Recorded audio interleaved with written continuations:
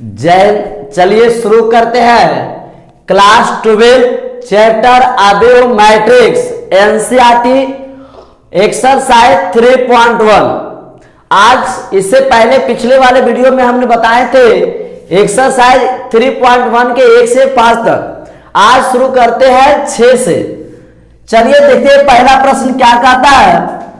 निम्नलिखित समीकरण से एक्स वाई जेड के मान ज्ञात करें। जिसमें पहला प्रश्न आपको दिया हुआ है, इससे आप एक्स वाई का मान निकालना है। हम इससे पहले वाले वीडियो में बताए थे इक्वालिटी ऑफ मैट्रिक्स, अभियोग की समानता। इसी प्रकार इसमें देखना है कि इसमें दो रो दो कॉलम, दो रो दो कॉलम। जब दो मैट्रिक्स के ऑर्डर बराबर होते हैं तो इसका सदस्य भी आपस में बराबर होते हैं।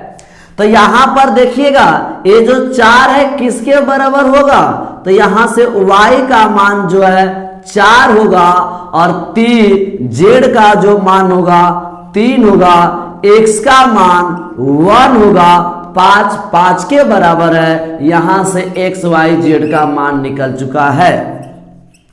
चलिए इसका दूसरा पार्ट देखते हैं। दूसरा सबसे पहले कहता है यहां से x y का मान निकाले z का। तो यहां से देखिए इसका भी ऑर्डर 2 गुना 2 है, इसका भी ऑर्डर 2 गुना 2 है। जब दो मैट्रिक्स के ऑर्डर समान होते हैं तो इसका सदस्य भी आपस में समान होते हैं। तो ये जो है इसके बराबर होगा, 2 के बराबर है, इसमें इसके बराबर या इसके बराबर। तो सबसे पहले बाबू करते क्या है, यहां से देखिएगा 5 प्लस z बराबर 5 है, इसको उधर भेज दीजिएगा तो z बराबर 5 माइनस 5 है, तो z का मान यहां से क्या आ जाएगा 0। एक आपका z का मान आ चुका है। दूसरा क्या कहता है, इस यहां पर तथा लेख चलते हैं। दूसरा है x प्लस वाई बराबर 6 है। ये समीकरण 1 ले लेते हैं क्योंकि इसमें 2 चर वाले हैं। अगला है x और y बराबर 8 है। यहां से कहता है इसका वो मान निकालना, तो कल थोड़ा ध्यान रखिएगा। इससे समीकरण को पुट करते हैं तो यहां से x का मान जो होगा 6 माइनस y होगा, पहले से y है बराबर 8 है। इसको गुना फिर से समझिएगा, x का मान इसको उधर करेंगे तो 6 माइनस वाई होगा, तो x के जगह 6 माइनस वाई, पहले से y है। अब ये इसमें बाबू क्या करेंगे, गुना करेंगे तो 6y माइनस वाई स्क्वायर बराबर 8 हो गया। इसका यहां आगे इसको मिटा दे। इसको देखते हैं, यहां से क्या है 6y माइनस वाई स्क्वायर बराबर 8 है। इसको दोनों को उधर भेज दीजिएगा तो इधर बचेगा 0, वाई स्क्वायर प्लस में माइनस 6y और प्लस में क्या होगा 8 होगा। 0 को कन्वर्ट करिएगा, वाई स्क्वायर 6y प्लस 8 बराबर 0।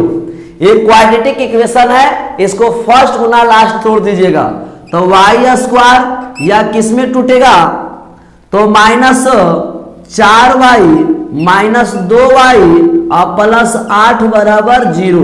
यहां से y कॉमन लीजिएगा, y माइनस 4 आएगा, माइनस 2 कॉमन लीजिएगा, y माइनस 4 आएगा। क्वाड्रेटिक इक्वेशन आप लोग को 10वां क्लास में पढ़े थे। ये दोनों कॉमन ले लीजिएगा, y माइनस 4 y माइनस 2 बराबर 0। यहां से y का मान 4 और 2 है। 4 भी हो सकता है या 2 भी हो सकता है। अब यहां से y का मान जब इसमें रखेंगे तो x का मान क्या आ जाएगा 2 और 4। ये किससे चलेंगे, तो समीकरण 1 से चलेंगे। इस प्रकार से बाबू आपका आंसर आ चुका है। चलिए देखते हैं तीसरा नंबर। तीसरा नंबर कहता है इसका x y z, x plus z y plus z। इसका जो देखिएगा कोटि जो होगा इसमें 3 गो रो है और 1 कॉलम, इसका भी 3 गुना 1 है। सबसे पहले यहां पर हल करते हैं। हल करिएगा तो x plus y plus z बराबर 9 है समीकरण 1 हो गया। दूसरा हो गया x प्लस जेड बराबर 5 हो गया, दूसरा समीकरण है।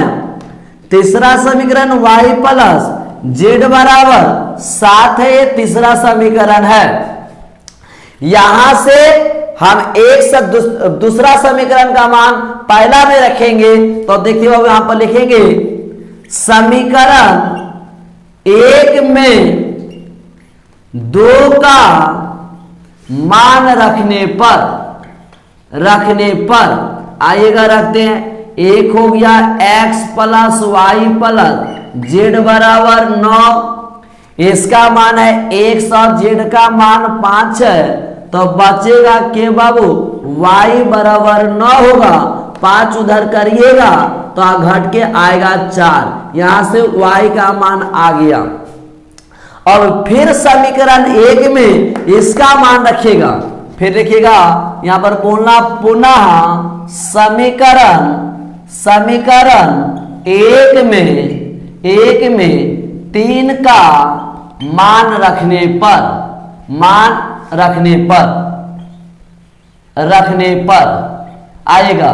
समीकरण 3 देखते हो, एक क्या है x plus y plus z बराबर 9 है, यहां पर 3 का मान है y और z, तो यहां पर बचेगा x, इसका मान 7 हो जाएगा, y और z का बराबर 9 है, घटाएंगे तो x बराबर क्या हो जाएगा 2। इस प्रकार x का मान 2 हो गया, y का मान 4 हो गया। अब इसका आपको z का मान चाहिए, तो x का मान समीकरण 2 में रखेंगे तो z का मान आ जाएगा। तो यहां पर अब लिखते हैं समीकरण 2 में x बराबर 2 रखने पर, समझ में बिल्कुल आ रहा है। समीकरण 2 का मान देखिए क्या है, x प्लस जेड बराबर 5, x का मान 2 है, z बराबर 5, यहां से z का मान घटाएंगे तो 3 आ जाएगा। इस प्रकार से बाबू आपका आंसर हो चुका है। चलिए देखते हैं 7 नंबर। 7 कहता है आपको समीकरण दिया हुआ है a b c तथा d का मान ज्ञात करना। सबसे पहले देखिए बाबू, आप इसमें इसका भी ऑर्डर 2 रो 2 कॉलम, इसका भी ऑर्डर 2 रो 2 कॉलम। जब ऑर्डर समान रहता है तो इसका सदस्य भी आपस में क्या हो जाता है, समान हो जाता है। तो यहां से हम हल करेंगे और लिखेंगे a माइनस बी जो बराबर होगा -1 के बराबर समीकरण 1 हुआ, और दूसरा क्या है a माइनस बी बराबर 0 हुआ। दोनों समीकरण को आप हल करिएगा तो यहाँ पर माइनस प्लस माइनस एक खत्म हो गया, घटाएंगे माइनस से ये बाबू क्या हो जाएगा -1 खत्म हो गया। यहाँ से a का जो वैल्यू आया 1 आया, यहाँ से a का वैल्यू 1 निकला। पुनः तथा यहाँ पर बात करते हैं, फिर इससे बाबू a का मान आया, फिर समीकरण में रख देना, तो लिखेंगे समीकरण 1 में a बराबर 1 रखने पर, ठीक है। तो समीकरण 1 क्या है, a माइनस बी बराबर -1, a का वैल्यू 1 रखेंगे, -b बराबर -1। इसको उधर भेजिएगा, थोड़ा देखना बाबू, इसको उधर भेजेंगे तो -b बराबर -1, तो -b बराबर -2 खत्म हो गया, b बराबर आपका मान कितना आया 2 आया। अब देखते हैं तो a का मान आ गया, b का मान आ गया। अब इससे देखिएगा a का मान यहाँ पर रखते हैं बाबू, इसमें लिखते हैं, पुनः इसकी बात करते हैं a 2a प्लस c जो बराबर होगा 5 के, तो a का मान आपको कितना 1, 2 गुना 1 प्लस c बराबर 5, तो 2 प्लस c बराबर 5, घटाइएगा c बराबर घट के कितना आएगा 3, यहाँ से c का वैल्यू आ गया। उसके बाद एक d बच रहा है, अब इससे चलेंगे तो d का वैल्यू आएगा, लिखेंगे आओ और एक और चलते हैं और लिखते हैं 3c प्लस d बराबर 13, 3c का मान क्या निकाले 3 प्लस d बराबर 13, 3 9 प्लस d बराबर 13, इसको उधर करिएगा तो d बराबर 13 माइनस 9, तो d का वैल्यू कितना आ गया 9 4 13। तो यहाँ से इस प्रकार से आपका सबका वैल्यू निकल गया। चलिए देखते हैं 8 नंबर। 8 नंबर कहता है a बराबर aij बराबर इसका ऑर्डर m गुना n एक वर्ग आव्यूह है यदि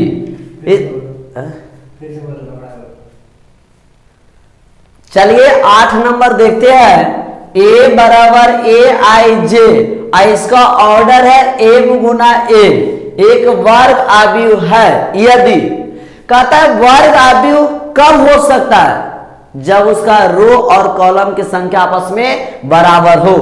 रो और कॉलम की संख्या बराबर हो अर्थात m बराबर n हो तो वर्ग आव्यूह हो सकते हैं। यहां पर m less than n, m छोटा है, यहां पर m का मान बड़ा है और यहां पर m बराबर n है, जो आपका ऑप्शन नंबर सी होगा।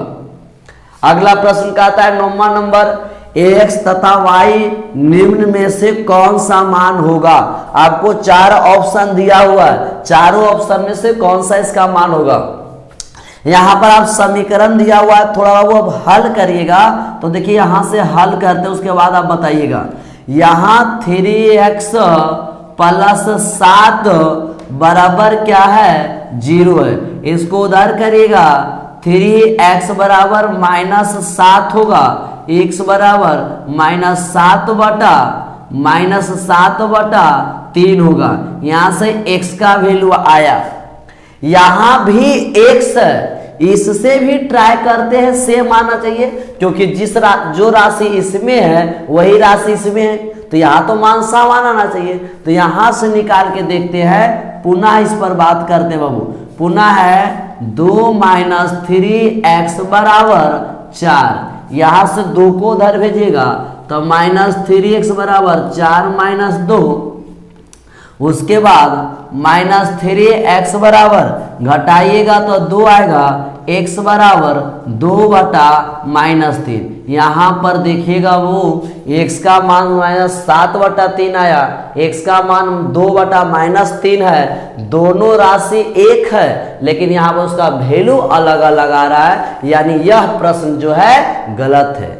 अब गलत है तो इसका ऑप्शन नंबर ना तो ए होगा, ना तो ए हो सी होगा, ना तो डी होगा। इसका ऑप्शन नंबर क्या है बी, क्योंकि ज्ञात करना संभव नहीं है, क्योंकि यहाँ पर दोनों x का मान अलग अलग आया। अगर एक जैसा आता तब हम y का मान निकालते, ऐसे नहीं निकालेंगे। चलिए लास्ट देखते हैं 10 नंबर। 3 गुना 3 कोटि के ऐसे अवयवों की कुल कितनी संख्या होगी जिनके प्रत्येक प्रविष्टि 0 या 1 होगा? आपको 4 ऑप्शन है, 27, 18, 81, 512। सबसे पहले इसको हल करेंगे बाबू। कहता है कितना प्रविष्टि, तो 0 या 1। आपके पास कितना सदस्य है? 0 है या 1 है। इसमें 2 सदस्य है, 2, और इसके पावर कितना है? 3 गुना 3 करिएगा तो आपको आएगा 2 पर पावर 9। इसको तोड़िएगा 2 गुना 2 गुना 2 गुना 2 गुना 2 2 2 4 6 7 1 8 9, इसको गुना करिएगा तो 512 आंसर आपको आएगा, जो ऑप्शन नंबर कौन होगा? डी। चलिए आज यहीं तक रखते हैं, कल नेक्स्ट वीडियो में एक्सरसाइज 3.2 शुरू करते हैं।